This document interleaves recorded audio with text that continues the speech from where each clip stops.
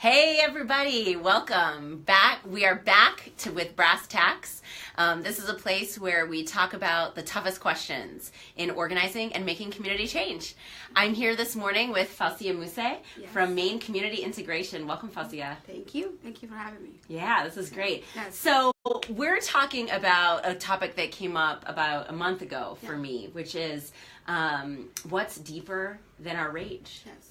And how do we, as women of color, working for community change in Maine, both honor our anger and find strength from our resiliency and the other emotions and other sources of power within us? Yeah. So I just wanted to start, Fausia, when you hear that question, what's deeper than our rage, what comes up for you?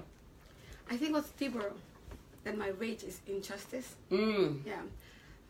I know as a minority Muslim black woman, when I voice my honest opinion, very often I'm told that I'm the typical angry black person and I should speak more diplomatically and more soothing and I shouldn't be so forthcoming. But at the same time, that is who I am. That's what fuels my fight for injustice, So I don't think it's rage. I think what's deeper that people don't want to know is the injustice that's going on, and they want you to mask that. Yeah. And so sometimes when we're talking from a place of directness and passion, we get told it's anger and it's not welcome. Yes. Right. Yeah. And so what is that difference between rage and anger? One of the books that I read early on was a book called Cold Anger, and it told the difference between cold anger and hot anger. Yeah. And that's one of the differences I hear you saying. We're not flying off the handle, but we've got this cold anger that says this isn't right. But I think you need both. Say more. Especially in United States, cold anger is what they expect a lot of minority to have, and that cold anger is often unrecognized. Because you're walking into their shoes. It's almost like a bait. I mean, it's a trap bait. I feel like when I'm cold and when I'm collected and when I'm very reasonable, my voice is not heard. But when I raise my voice and I used to have anger, I'm heard. Whether it's good or bad, my voice is is heard. So I feel like both is very important, and it's also very important to be authentic for what you're fighting. And so using anger in the right way is much needed. Especially in today's world for minority. Yeah. And often what I hear in response to cold anger is that it's not love. Yes. And or hot anger, right? Yeah. I hear, woman of color, be calm, come back to love. Yeah. And, what I often feel is like, no, that expression of passion for my community is love. Yes.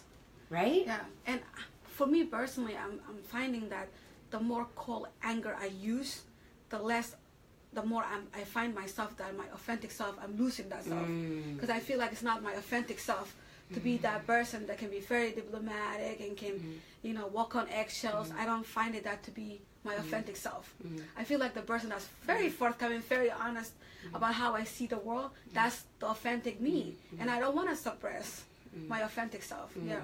And the root of that is not hatred. No, the root of that is love. It's love, and you cannot fight for just if you are coming from a place of hate. Yeah, it doesn't work like that. Yes. You have to be coming from a place of love and compassion for you to fight for justice. Because if you want to fight justice for all, you cannot be a hateful person. I refuse to think that somebody who's very vindictive and hateful is coming from a place of love.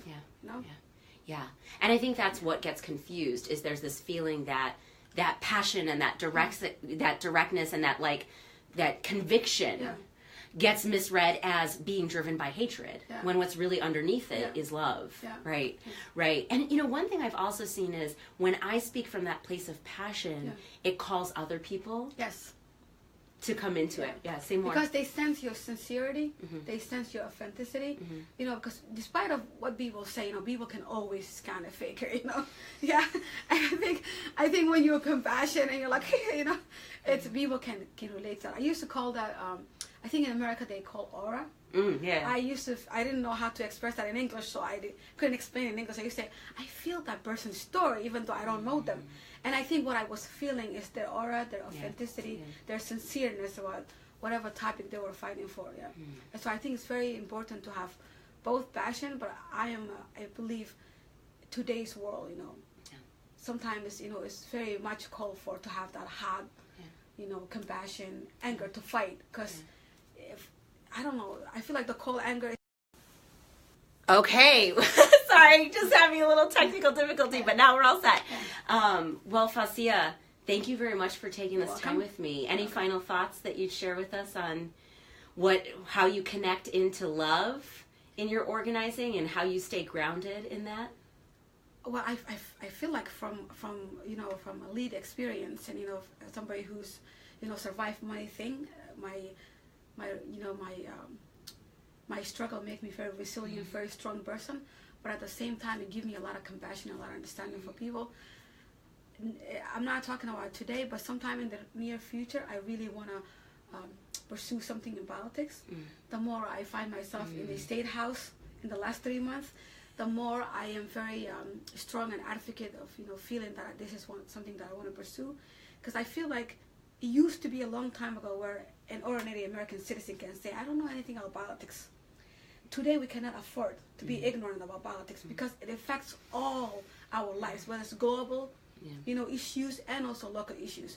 So I'm encouraging all the ordinary citizens who might watch this video that please, you cannot afford to be ignorant today when it comes to law. You have to take initiative. We also need to fight for collective impact issues, like opiate, lead, child hunger, and neglection, and especially in Androscoggin County, it's high. We're leading the nation, So I want to also see the New Mainers to fight for collective impact. Global warming, one of them, Yeah. I love it. You're like, I got my soapbox, I'm going to say it. Well, thank you, Fausia. I really appreciate you taking time out of your day. Sending you all a happy Friday. Yes. Thanks a lot for being with us. Take care. Thank you. Bye.